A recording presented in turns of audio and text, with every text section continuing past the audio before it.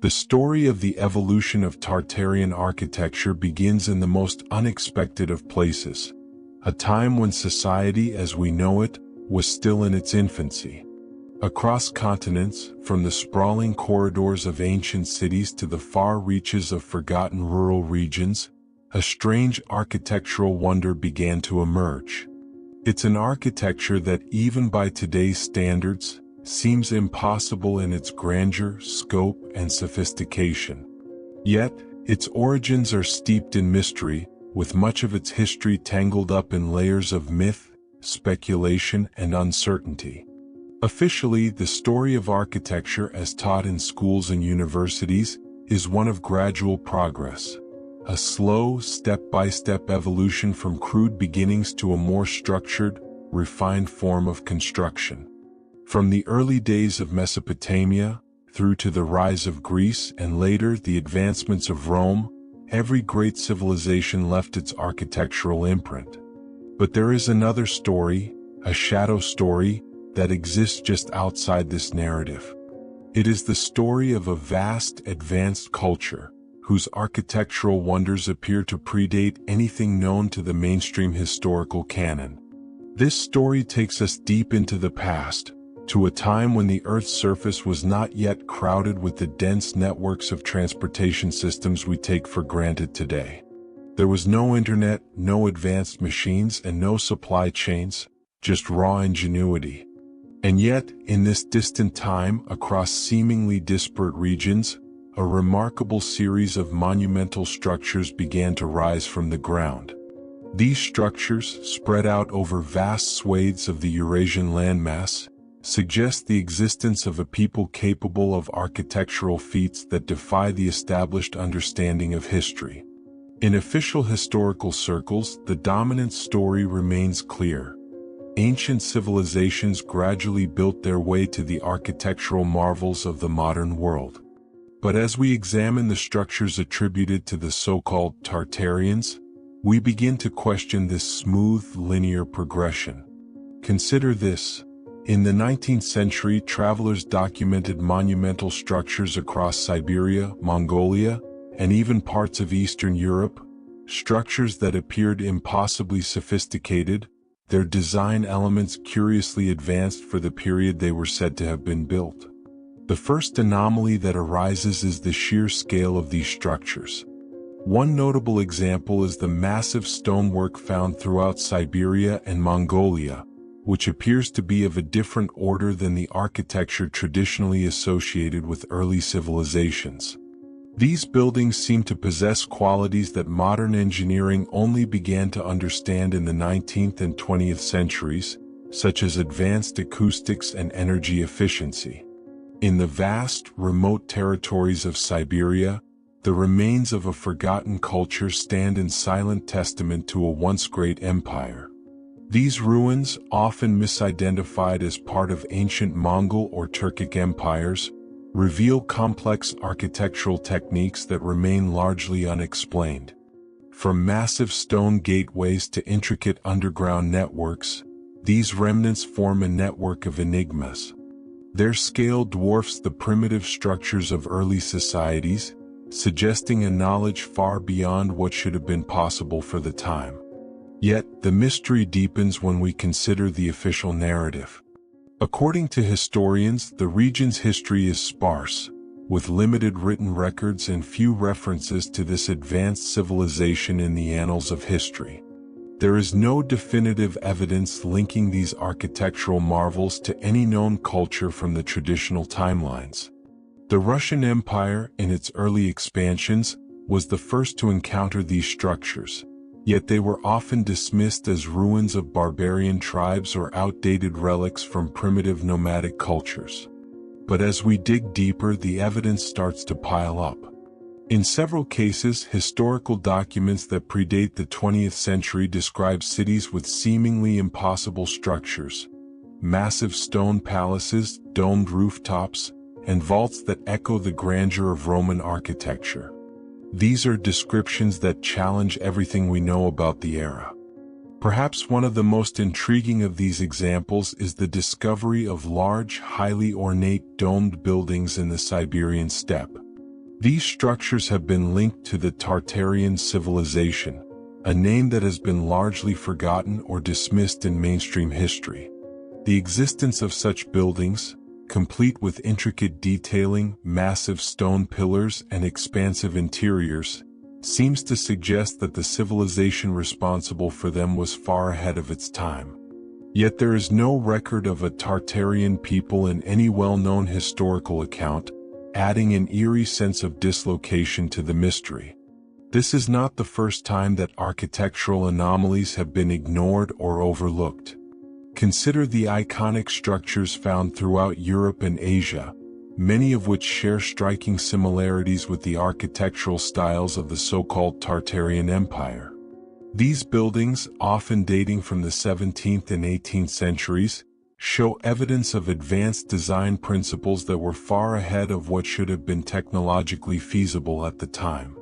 From ornate facades to massive stone columns, these designs point to a culture that was not only proficient in engineering, but also in sophisticated urban planning, advanced sanitation, and energy systems. As we piece together these observations, we start to see a pattern. What at first seemed like isolated examples of ancient architectural wonders begins to suggest the presence of a larger, coordinated system of building. From the Russian Far East to Eastern Europe, the remnants of a forgotten civilization seem to point toward one central idea: an empire whose architectural evolution outpaced the rest of the world by centuries, if not millennia. And yet, the mysteries only grow more profound. These structures appear to have been built in a time before many of the tools and resources necessary for such work were widely available. This presents a paradox. How could a people with seemingly primitive technology build such advanced and sophisticated structures? What knowledge did they possess that we've either lost or never even knew existed? To further complicate matters, there is little physical evidence to tie these structures to the civilizations traditionally associated with the period. Written records from the time, when they do exist, speak in vague terms about kingdoms and empires that once thrived, but they rarely provide concrete information about their cities, architectural techniques, or the people who built them. It's almost as if these advanced structures were simply forgotten, erased from the historical record.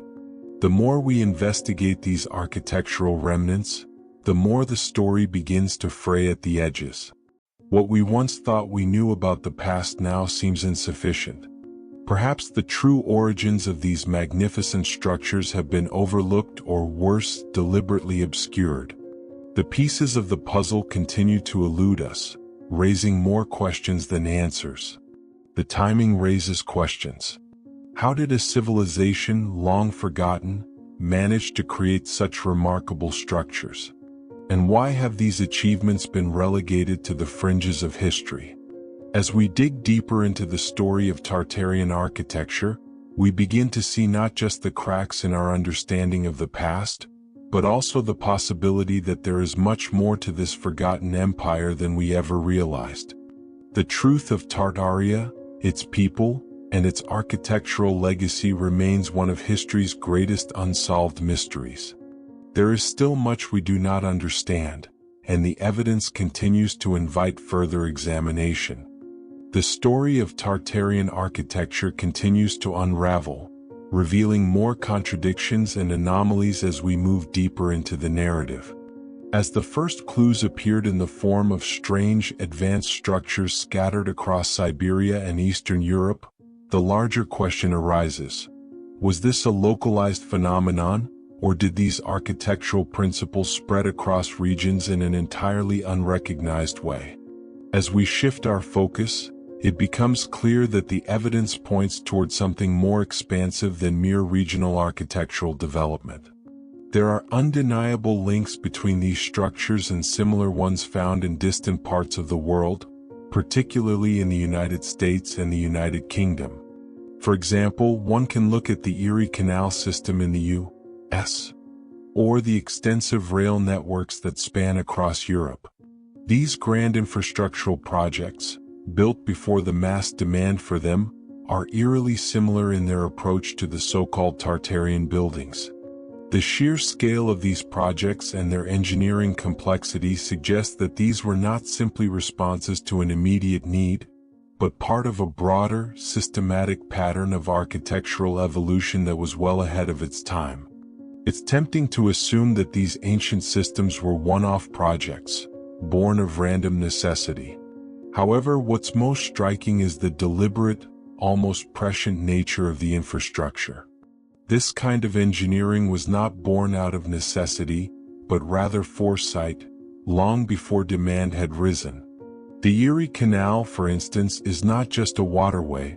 It was built as part of a grand vision for the expansion of a nation, ensuring that the transportation network could support the demands of a rapidly industrializing society.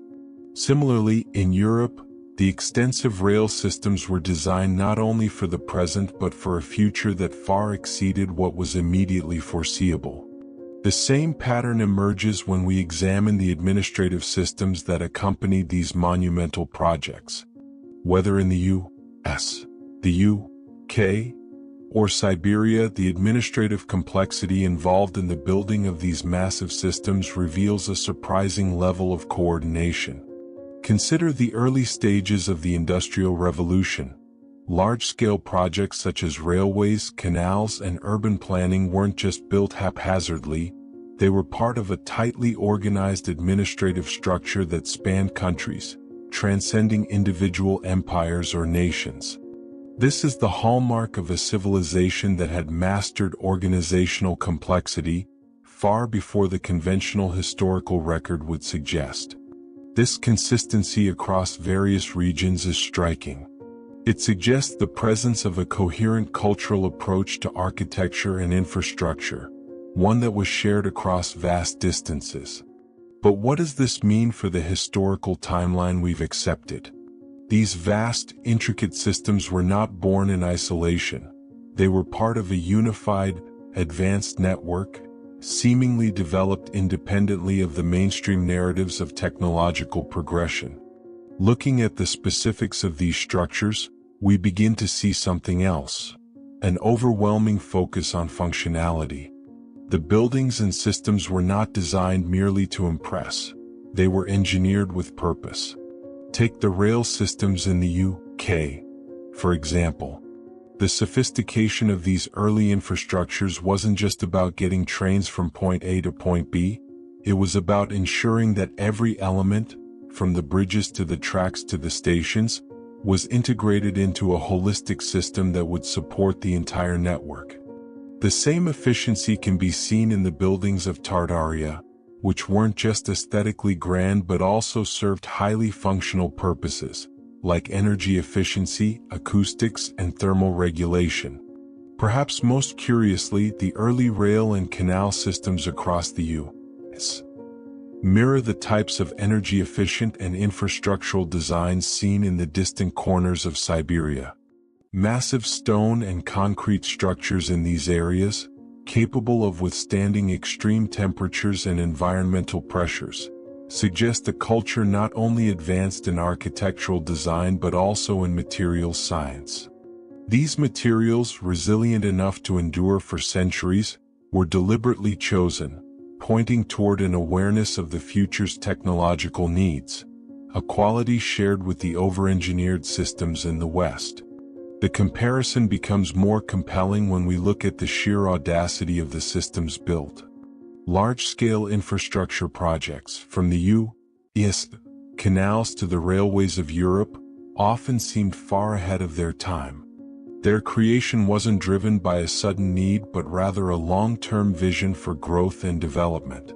This foresight parallels the architectural complexity of Tartaria, where buildings were designed not for immediate utility but with an eye toward future needs, much like the over-engineered rail systems of the 19th century. By now, we can see that the notion of isolated, individual civilizations developing architecture independently of each other doesn't hold up. Instead, what we're looking at is something far broader. A global network of advanced architectural systems, built with foresight and a deep understanding of the future. But what ties all these disparate systems together? The answer might lie in the remarkable consistency of the underlying design principles. Consider, for example, the use of intricate geometries and acoustics. The massive stone structures of Siberia, once thought to be random or isolated, share key similarities with the design principles of Roman and Greek buildings, particularly when it comes to energy and acoustics. This connection becomes more apparent when we look at Western innovations in soundproofing and energy-efficient design, concepts that, on closer inspection, seem to have been used in Tartarian architecture centuries earlier. The widespread use of domes, arches, and massive columns across these diverse civilizations isn't coincidental. It's evidence of a shared understanding of architectural principles that transcends time and geography. This discovery forces us to rethink the timeline. Could the systems that we now associate with modernity actually have roots in a much earlier, lost civilization? A civilization that knew how to harness the forces of nature, energy, and the built environment far before the so-called Industrial Revolution? In this context, the narrative begins to shift. What we previously saw as disconnected, regional progressions, each civilization independently innovating, could actually be fragments of a larger, more coherent story. This raises new questions. Did the Tartarians leave behind more than just buildings? Did they lay down a foundation of knowledge that influenced the rise of modern infrastructure, even if its origins were forgotten? Whether this reflects inheritance or convergence remains an open question. As we start to piece together the evidence, it becomes increasingly clear that something more profound is at play than we first imagined. This is no longer a story of isolated anomalies or the mystery of a single forgotten culture. Instead, it's the story of a global architectural and infrastructural movement, one that crossed regions and eras, leaving a lasting imprint on the foundations of the modern world. The evidence, from Siberia to the United States to the United Kingdom, compels us to rethink the narrative of human development, to understand that these innovations were not isolated, but part of a much larger, interconnected pattern of progress. And yet, we are still left with the unanswered question. Why did such knowledge appear to vanish, leaving behind only fragments of a once mighty civilization? The pieces of the puzzle are starting to fit together, but the final picture remains tantalizingly out of reach. As we move deeper into the investigation of Tartaria, it's essential to revisit its historical origins and how the concept of Tartaria has evolved over time. Historically, the term Tartary was used to describe a vast region of Asia, particularly parts of Siberia, Mongolia, and Central Asia. It was a term coined by Western explorers and cartographers during the 16th and 17th centuries, used to describe an area that was largely unknown and unexplored by the West. But what exactly was Tartaria, and how did it become a focal point of speculation and reinterpretation? In the earliest uses of the term, Tartaria was a loose geographical designation. It wasn't associated with any particular culture or civilization. Rather, it referred to the wide, largely unmapped regions of Asia that lay beyond the familiar world of Europe. Maps from the time depicted a vague, undefined space, often shaded with a sense of mystery. But as time progressed, the name Tartaria became linked to a mythic idea of an ancient, advanced civilization that once ruled much of Asia and beyond. This civilization, according to some interpretations, was said to have been responsible for the monumental architecture and infrastructure found across Siberia, Mongolia, and parts of Europe. The modern reinterpretation of Tartaria began to gain traction in the 21st century, especially with the rise of internet forums and alternative history communities. These reinterpretations were often fueled by the discovery of unusual architectural remains and artifacts, which did not fit neatly into the established historical narrative. The idea of Tartaria as a lost, advanced civilization began to spread, fueled by a mix of curiosity, frustration with traditional historical accounts, and the allure of uncovering a hidden truth. However, as with many myths, there is no single clear-cut definition of what Tartaria truly represents. Over time, Three main interpretive models have emerged, each attempting to explain the existence and significance of this mysterious civilization. These models vary in their approach, offering different perspectives on what Tartaria was, where it came from, and why it vanished.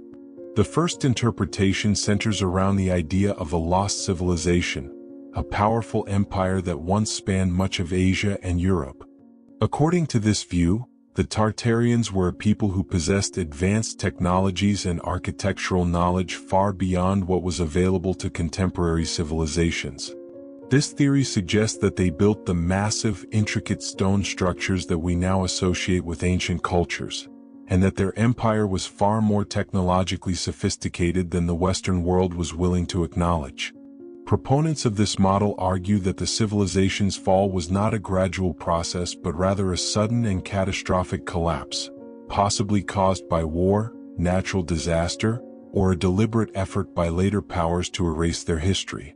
The second interpretation revolves around the idea that Tartaria was not an empire at all, but rather a collection of scattered, independent city-states and cultures that shared similar architectural and technological practices. In this view, the Tartarians were not a single unified people, but a group of cultures that, for reasons unknown, developed similar architectural techniques and systems of organization. These cultures, although separate, left behind architectural remains that appear to be part of a larger, coordinated effort. This interpretation focuses on the idea of convergence, where different civilizations independently developed similar technologies and ideas, influenced by shared experiences, geographic proximity, or even cultural exchange.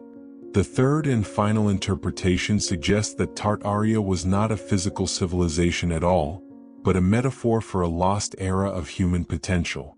According to this view, the so-called Tartarians were not a specific people, but a symbol of an ancient, harmonious age where humanity lived in greater balance with nature and the environment. This theory posits that the architecture and infrastructure associated with Tartaria are remnants of an idealized, forgotten way of life, one that was abandoned or destroyed as humanity began to turn toward more industrialized, exploitative modes of existence. The Tartarians, in this view, are not a historical group but a representation of lost wisdom and a forgotten understanding of the world. As we turn our attention back to 1816, the year often referred to as the year without a summer, we see another thread in the tapestry of the Tartarian mystery. This was a year of extraordinary climate events, triggered by the eruption of Mount Tambora in Indonesia, which caused a global cooling effect and a series of crop failures. For many, this event marked the beginning of a shift in global consciousness, one that may have coincided with the end of the age of Tartaria, or at least the waning of its influence. What makes the eruption of Mount Tambora so significant in this context is its role in changing the way people viewed the world. The global cooling of 1816, combined with widespread famine and economic collapse, created an environment ripe for the emergence of new ideas and new interpretations of history. Some have suggested that the global upheaval caused by the eruption may have contributed to the destruction of the Tartarian Empire, either through direct physical damage or by destabilizing the broader geopolitical landscape in which Tartaria operated. This leads us to the metaphor of Tartaria, a representation of humanity's forgotten past, of a civilization that once knew how to live in balance with nature and harness the forces of the earth in ways that we no longer understand. Whether the Tartarians were real or symbolic, their story serves as a reminder of what may have been lost in the march toward industrialization and modernity. The ruins of their cities, with their grand architecture and advanced systems, are not just remnants of a past civilization. They are echoes of a way of life that could have been. As we reflect on the mystery of Tartaria, it's clear that the evidence invites further examination. Was there once an empire that spanned across the globe, leaving behind clues to its advanced knowledge? Or was Tartaria simply a metaphor for a lost era of human potential, one that has been obscured by time and the forces of history? The truth, like so many great mysteries, may never be fully understood. But the remnants of Tartaria, whether real or imagined, continue to captivate and intrigue those who seek to uncover the forgotten stories of our past. The investigation into Tartaria, its origins, and its architectural legacy is far from over. As new discoveries are made and old narratives are challenged, the story of this mysterious civilization will continue to evolve. And perhaps, in the process, we will learn not only about the past, but also about our own relationship with history, memory, and the forgotten potential of human civilization. In the end, the mystery of Tartaria is not just about the ruins of an ancient empire. It is about the stories we choose to remember, the histories we choose to tell, and the truths we choose to uncover. The narrative may remain incomplete, but its echoes will continue to resonate through the ages, inviting us to reconsider everything we thought we knew about the past.